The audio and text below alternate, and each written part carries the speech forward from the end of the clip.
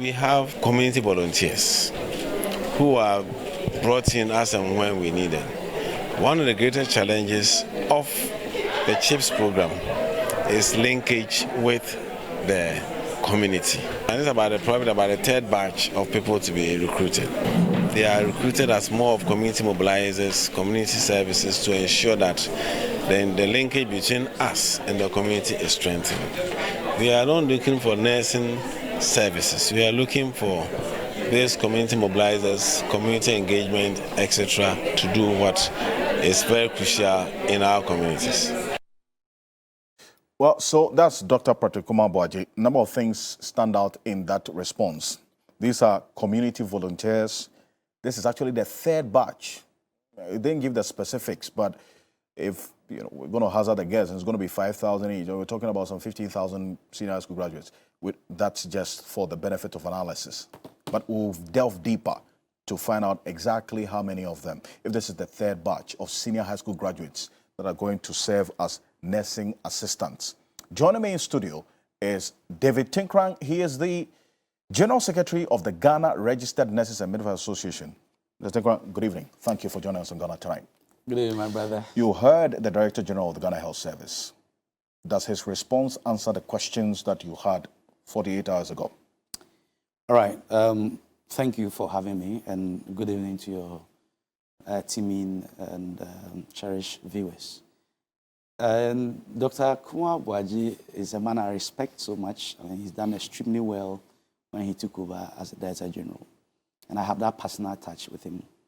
As far as I'm concerned, he's an employer and would not say that if YEA is bringing me people to work with, I don't like it, or they should take away those people. But he made mention of the fact that they have identified a gap, and there's a reason why they think that these category of people or this cadre of workers could fit in. The gap is there because we don't have the required number of community health nurses to be at the CHIP centers in the first place. Right. If we have the numbers as it was supposed to be, based on the structure, if the capacity is reached, there wouldn't be any need for these volunteers in the first place. Of course, I understand that for all these years, we have had volunteers working with us down there. And it's because we don't have enough numbers. You go to a CHIP center, you have only one community health nurse. So what do you expect? Then obviously you need some volunteers to assist the person. Because I remember back in 1998 when I was in training, we used to follow community health nurses to homes to educate people, to schools and the rest of them. Okay? And it can best be done by community health nurses. But because they don't have enough people, that is why we are seeing that there is a gap that ought to be filled by SHS people. But as I said, obviously, Dr. Tenkorang Boaji, the Director General, will not say that YEA should take their people away because it's a cheap labor as far as I'm concerned. Cheap labor. That's how you describe it. But you remember on Monday when I first engaged you on this matter, the head of corporate affairs of the YEA said that this 5,000 senior high schools was actually at the instance of the Ghana Health Service. In fact, that the Ghana Health Service made the request. And they only trained these 5,000. Okay. So that's consistent with what Dr. Tenkorang Boaji is saying. And that is where we have a challenge because if we have a backlog of nurses over 20,000, 50% or more of them are fit for purpose for this particular job. So you recommend that instead of using senior high school graduates, the over 20,000 of them, the trained nurses who are at home, 5,000 could be taken out. Exactly. And they can perform what the senior high school graduates are going to do. And even better. Because that work that the senior high graduates are going to do are supposed to be done by community health nurses. The nursing assistants work? Not just nursing assistant work. You see, it's like you are trying to segregate certain portions of the work that is supposed to be done by community health nurses and consider it as menial. But that's not the case. Now, recently that we had Marburg, the Marburg disease, the virus disease, this hemorrhagic deadly disease, it was identified at a community, at a CHIP center. So do you think that if it was free SHS graduate or SHS graduate who was there, will he be able to look at the case definition and say that, oh, this is, what is it? So what I think is that we need to employ the community health nurses to augment the workforce at the CHIP centers, and there wouldn't be any need for one, the SHS graduate, and two, even the old age volunteers. I see. But so there are trained community health nurses who are unemployed. Oh, yes. Or who have not been given financial clearance and posted. Exactly. How many of them? In fact, 10,727. 10,727. Knack and nap. You know, the certificate, you know, nursing has various levels of entry. We have those who enter with degree, with diploma and certificate. The certificate entrants, we have nurse assistant clinicals who are recruited as enrolled nurses. So they work in the clinical area, providing clinical services. Right. Okay, with registered nurses. And then we have NAP, which is the nurse assistant preventive. They are also recruited as community health nurses. All right? Even the community health nurses, we have those with diploma and the rest of it. But my emphasis is also on the NAC. So the NAP people are qualified community health nurses who have been trained for 2 years. And this figure I mentioned to you, a portal was opened, okay, by the Ministry of Health. And they assessed it. These nurses who have been trained for 2 years? Yes. The community health nurses? The 2019 batch. 2019 batch. 10,727 of them. A portal was open for them. I see. For them to assess. Yes, a recruitment portal. And they assessed it. Thinking that after they have done that at the ministry level, the agencies will take it up and post them. Because the agencies are just implementing units of the ministry. So when the ministry recruits, then they will post them to the various service points. That did not happen. When was this portal opened? The portal was opened somewhere last year, and they finished filling those necessary details about 9 months ago. So they've been home since 2019, but they filled the portal 9 months ago, for which we thought they were going to be employed. And all these people can safely practice at the highest level because they were actually trained to man the CHIP centers. You get my point? See. So they are most qualified to work at the CHIP center. Because I got information that these senior high school graduates, 5,000 of them who are going to perform this, they were trained for 3 weeks. They were trained for 3 weeks.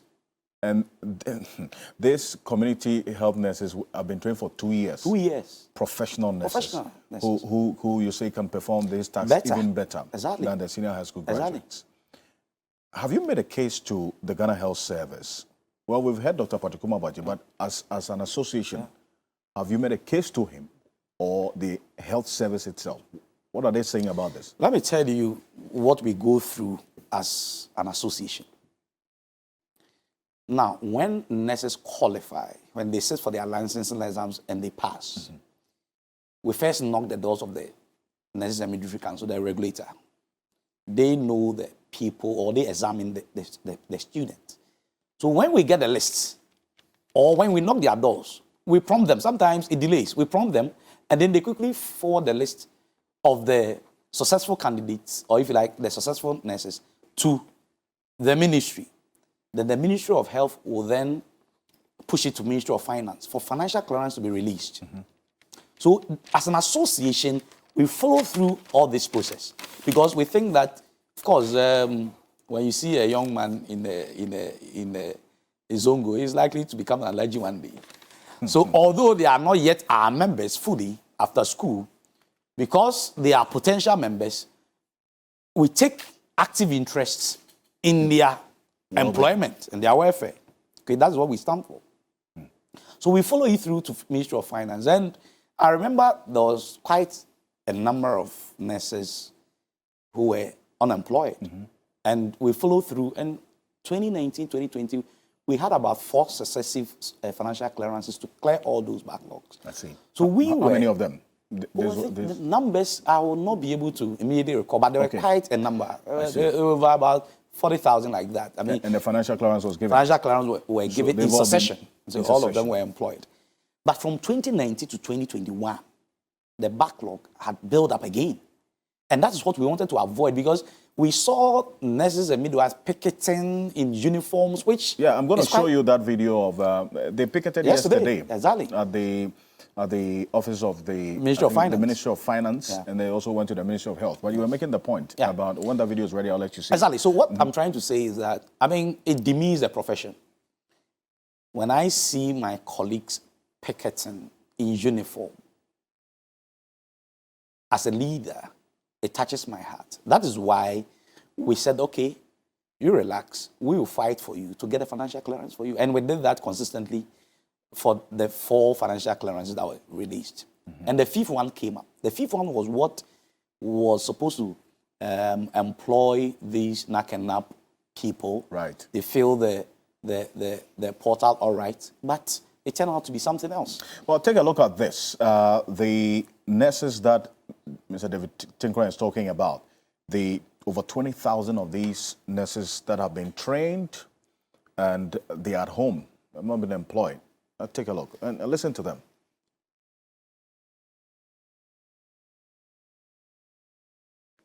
And that's what happened at the...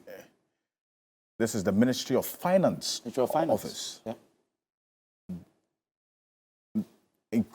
Sad scene. Beyond this, they were only given assurances that they were going to be posted. But as we speak, they still have their fate in their own hands as we speak. That's great. So beyond this call that has been made, and you say that you continuously look out for their welfare, putting pressure, and has there been any concrete response as to what is going to be done for these 20,000, over 20,000 nurses that have been trained over the period? This is how many years? Over 2 years? Over 2 years. What will be done? All right. So out of the 20,000, there are degree nurses as well, those who have been trained for 4 years and did 1 year mandatory supervised practice. So it's just, making it's 5 not just years. the 2 years. So it's not just the 2 years. We have degree. Exactly. We have degree, we have diploma holders. Exactly. Nurses as well. Yes, so the 20,000 is made up of both the certificate holders and the professional nurses, all right? Okay, but that's why I said about 50% or more are the knack and nap group that are supposed to be employed immediately. So 3 weeks ago, the president of the association, Mrs. Perpetual, actually sent a delegation to the Ministry of Finance, which I led. And we met officials of the ministry and that of Ministry of Health. We discussed quite a number of things. Indeed, we looked at student allowance. Don't forget that recently it was in the news. We looked at student allowance. How many months arrears are they owed? I mean, 12 months, 9 months, 6 months, depending on which year you are. I see. There are those who have even completed that they still owe them some money. Nursing trainees are owed, in some cases, 12 months allowance. Exactly. In other cases, 6 months, yeah, 9 months allowance. Yeah, depending on whichever class you are. So, for example, if you are in the 3rd year, you are likely to be owed 12 months. It used to be 11 months 3 weeks ago when we met, but of course... The nursing trainee allowance has not come. Exactly. Then rotation, there are those who actually work and they've completed training and they are doing their supervised mandatory exercise and they are also being owned. In fact, a few of them also have even completed the rotation period and they are still being owned, quite a number of them. So we took quite a number of things to the Ministry of Finance. We discussed it quite extensively. And we also mentioned the plight of the unemployed nurses and midwives. And the only thing they could tell us was, of course, they show us documents of the student nurses allowance, which was going to be paid. And I hope by the end of this month, it should be paid. But not much was said about the unemployed nurses and midwives. But before then, we had actually issued a communique, and we have stated that this September, next month, is our National Council meeting. The National Council, the second highest decision-making body of the association. The president made this emphatic statement that the National Council will meet and will take such appropriate decision